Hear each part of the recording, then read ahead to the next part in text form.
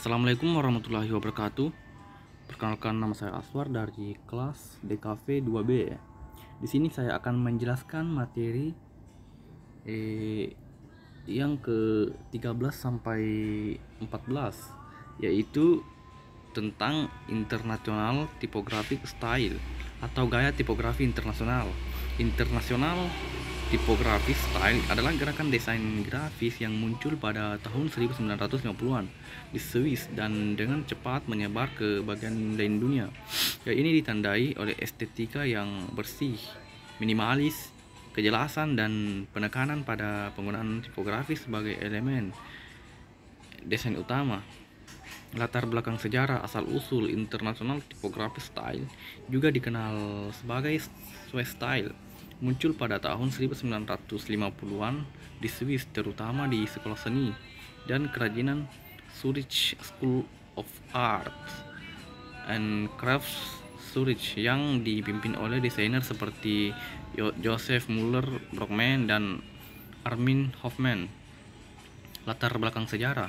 Reaksi terhadap desain era sebelumnya, gaya ini muncul sebagai reaksi terhadap desain yang berlebihan dan dekoratif yang mendominasi desain grafis pada awal abad ke-20. International Typographic Style memfokuskan pada kesederhanaan, keterbacaan, dan keteraturan. Ciri-ciri utama: kesederhanaan. Desain dalam gaya tipografi internasional cenderung sederhana, tanpa ornamen atau dekorasi yang berlebihan. Grid layout. Penggunaan grid layout, tata letak berdasarkan grid, adalah karakteristik utama. Semua elemen visual ditempatkan secara teratur dalam grid, menciptakan tampilan yang teratur dan rapi. Tipografi yang jelas. Penggunaan jenis huruf atau font yang bersih dan legible, mudah dibaca adalah kunci dalam gaya ini. Huruf-huruf seringkali diatur dalam tata letak teks yang sederhana dan simetris. Penggunaan fotografi dan ilustrasi digunakan dengan bijaksana dan seringkali diintegrasikan ke dalam tata letak dengan presisi geometris. Warna terbatas. Palet warna dalam gaya ini seringkali terbatas pada warna netral seperti hitam, putih, dan abu-abu dengan penekanan pada kontras. Adapun sejarahnya, itu puncak popularitas 1950-an dan 1960-an. Gaya tipografi internasional mencapai puncak popularitasnya pada tahun 1950-an dan 1960-an, terutama melalui publikasi seperti majalah Neue Grafik dan buku-buku desain. Pengaruh global. Gaya ini mempengaruhi desainer grafis di seluruh dunia dan berkontribusi pada perkembangan desain grafis modern.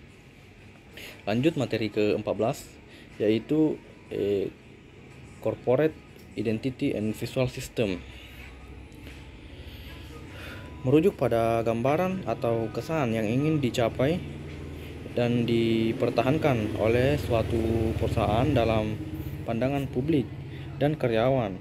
Ini melibatkan elemen-elemen seperti logo, warna, tagline, dan elemen desain lainnya yang digunakan untuk mewakili perusahaan dan membedakannya dari pesaing. Latar belakang sejarah. Asal-usul konsep corporate identity muncul pada abad ke-20 sebagai tanggapan terhadap kebutuhan perusahaan untuk membedakan diri mereka dalam pasar yang semakin kompetitif. Pengaruh desain grafis. Penggunaan desain grafis dan identitas visual untuk menciptakan citra yang konsisten dan mengenali perusahaan menjadi lebih penting dengan pertumbuhan media cetak dan kemudian media digital. Ciri-ciri utama. Logo perusahaan adalah elemen inti dalam corporate identity. Ini adalah gambar, simbol, atau teks yang mewakili perusahaan dan biasanya dirancang agar mudah dikenali. Warna dan tipografi. Pemilihan warna dan jenis huruf yang konsisten adalah bagian penting dari identitas perusahaan. Warna dan jenis huruf yang sama digunakan di semua materi perusahaan. Gaya visual. Corporate identity mencakup pandangan mengenai bagaimana elemen-elemen visual seperti grafik, fotografi, dan ilustrasi harus digunakan untuk menciptakan konsistensi visual, pola dan motif. Beberapa identitas perusahaan mungkin memiliki pola atau motif yang digunakan secara konsisten dalam materi desain mereka. Panduan visual perusahaan dalam dokumen yang merinci bagian semua elemen identitas perusahaan harus digunakan. Ini memastikan konsistensi dalam semua aspek desain perusahaan. Sejarah corporate identity. Salah satu pemimpin awal dalam pengembangan corporate identity adalah perancang grafis Paul Rand, yang dikenal dengan desain logo ikonik seperti IBM dan UPS pada tahun 1950-an.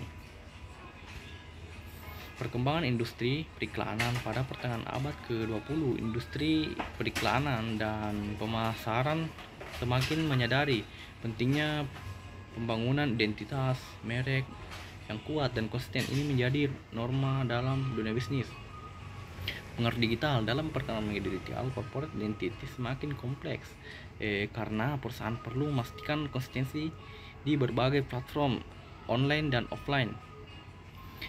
Baik, itulah tadi lanjutan materi ke-13 sampai 14. Saya tutup dengan ucapan wassalamualaikum warahmatullahi wabarakatuh.